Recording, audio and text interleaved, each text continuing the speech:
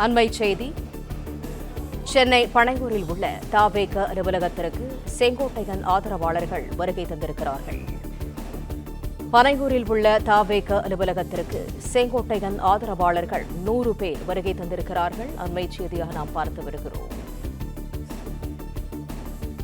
சென்னை பனையூரில் உள்ள தவேக அலுவலகத்திற்கு செங்கோட்டையன் ஆதரவாளர்கள் வருகை தந்திருக்கிறார்கள். கூடுதல் தகவல்களை தருகிறார் எமது செய்தியாளர் யுவராஜ். யுவராஜ், முழு விவரங்கள் என்ன? வணக்கம்.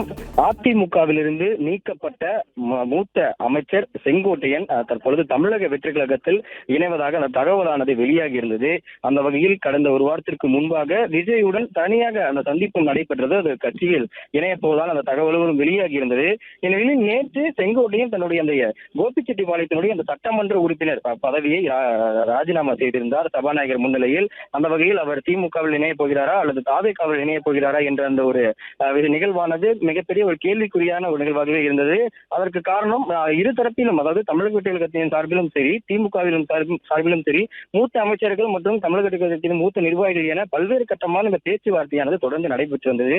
இந்த நிலையில் கிட்டத்தட்ட அதிமுகவில் 50 வருட காலம் பயணித்து 9 முறை சட்டமன்ற உறுப்பினராக இருந்து வந்த செங்கோட்டையன் அவர்கள் மூத்த ஒரு அரசியல்வாதியாக பார்க்கப்படுகின்றார். அதனால் அவருடைய இணைப்பானது அந்த கட்சிக்கு மட்டுமல்லாமல் ஒட்டுமொத்த தமிழக அரசியலும் மிகப்பெரிய ஒரு பரபரப்பை ஏற்படுத்தியிருந்தது. அவர் எந்த கட்சியில் இணைய போகிறார் என்ற ஒரு சம்பவம். எனவே நேற்று சென்னை பட்டினப்பாக்கத்தில் இருக்கக்கூடிய விஜயனுடைய அலுவலகத்தில் செங்கோட்டையன் விஜயை சந்தித்து அவருடன் அந்த ஆலோசனையில் ஈடுபட்டிருந்தார். அதன் பின்பாக அவர் தமிழக வெற்றி கழகத்தில் இணைய போகிறார் என்கின்ற அந்த ஒரு தகவலும் உறுதி செய்யப்பட்டிருக்கக்கூடிய நிலையில் தன்னுடைய ஆதரவாளர்களுடன் இன்று தமிழக வெற்றி கழகத்தின் தலைவர் விஜயின் முன்னிலையில் பனையூரில் இருக்கக்கூடிய கட்சி அலுவலகத்தில் செங்கோட்டையன் இணைவார் என்ற அந்த தகவலும் வெளியாகி இருந்தது. பிளே ஸ்டோர் மற்றும் ஆப் ஸ்டோரில் இருந்து பாலிமர் செயலியை QR கோடு மூலம் பதிவிறக்கம் செய்யுங்கள். செய்திகளை உடனுக்குடன் பெறுங்கள்.